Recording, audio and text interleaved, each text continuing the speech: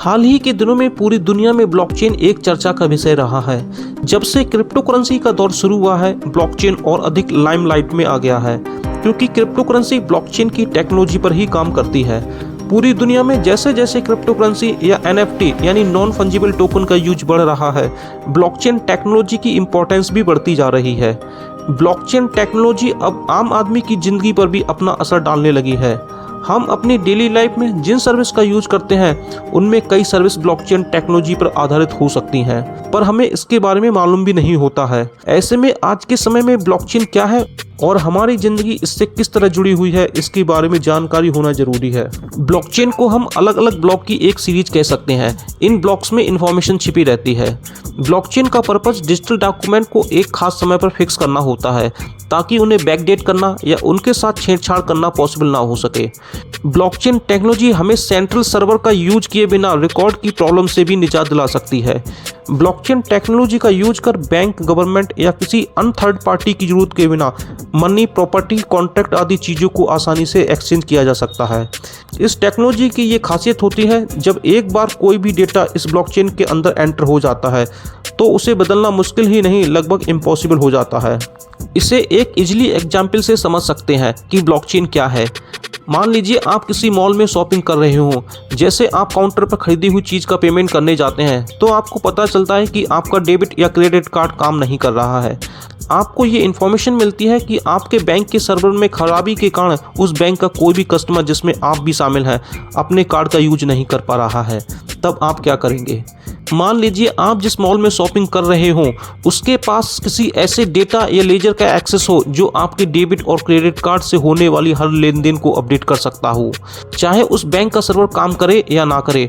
अगर ऐसा होता है तो आप अपने बैंक का सर्वर डाउन होने के बावजूद भी अपने कार्ड का यूज कर पाएंगे, क्योंकि मॉल आपके डेटा में आपकी शॉपिंग का अमाउंट को अपडेट कर देगा, और जब आपके बैंक का सर्वर ठीक हो जाएगा तो ये वहाँ भी अपडेट हो जाएगा। ऐसे में आप बिना किसी परेशानी के सर्वर डाउन होने की सिचुएशन में भी शॉपिंग कर पाएंगे। यही ब्लॉकचेन टेक्नोलॉजी है। हम में से ज़्यादातर लोगों ने कभी ना कभी गूगल स्प्रेडशीट का यूज किया है।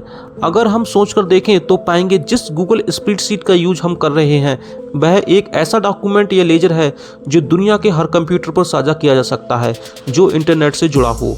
हम अगर इस स्प्रेडशीट में कोई भी बदलाव करते हैं तो इसकी एक रो में एंटर हो जाता है। मोबाइल डिवाइस या कंप्यूटर यूज करने वाला कोई भी पर्सन इंटरनेट के थ्रू इस स्प्रेडशीट से कनेक्ट हो सकता है और इसके डेटा तक पहुंच सकता है। इंटरनेट से जुड़ा कोई भी पर्सन इस स्प्रेड में एंटर किए गए डेटा को देख सकता है, पर इसमें पहले से मौजूद डेटा को बदल नहीं सकता। फंडामेंटली यही ब्लॉकचेन टेक्नोलॉजी है। फ़र्क सिर्फ इतना है कि जहां स्प्रेडशीट में अलग अलग रोज में डेटा होते हैं, वहीं ब्लॉकचेन में अलग अलग बॉक्स में डेटा कलेक्ट किया जाता है।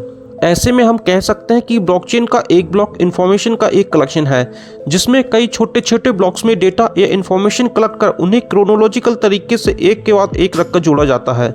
जब कई ब्लॉक आपस में जुड़ जाते हैं तो एक सीरीज बन जाती है, तो इसे ही ब्लॉकचेन कहते हैं। अब मन में सवाल उठता है कि ब्लॉकचेन और बिटकॉइन में क्या रिलेशन है। दुनिया भर की क्रिप्टो करेंसी, चाहे वह बिटकॉइन हो या इथेरियम, सभी ब्लॉकचेन टेक्नोलॉजी पर काम करती हैं। ब्लॉकचेन पर बेस्ड सबसे पहला और सबसे फेमस करेंसी बिटकॉइन है, जो दुनिया की सबसे famous peer to peer digital currency है। बिटकॉइन को ब्लॉकचेन टेक्नोलॉजी पर बनाया और कंट्रोल किया जाता है। जनरल करेंसी के अपोजिट आप ब्लॉकचेन टेक्नोलॉजी पर बेस्ड बिटकॉइन को बैंक या गवर्नमेंट से परमिशन लिए बिना किसी को भी और कहीं भी ट्रांसफर कर सकते हैं। ब्लॉकचेन टेक्नोलॉजी पर बेस्ड डिजिटल करेंसी बिटकॉइन या इथेरियम जैसी क्रिप्टो करेंसी लेन देन में इस बात की परवाह बिल्कुल भी नहीं करती कि आप इंसान हैं या मशीन। ब्लॉकचेन टेक्नोलॉजी के आधार पर एक ही समय में हजारों बिटकॉइन समान रूप से पेमेंट की वैलिडिटी को वेरीफाई करने में सक्षम होते हैं। इसलिए इसके ऑपरेशन के लिए बैंक या किसी थर्ड पार्टी की जरूरत नहीं पड़ती है।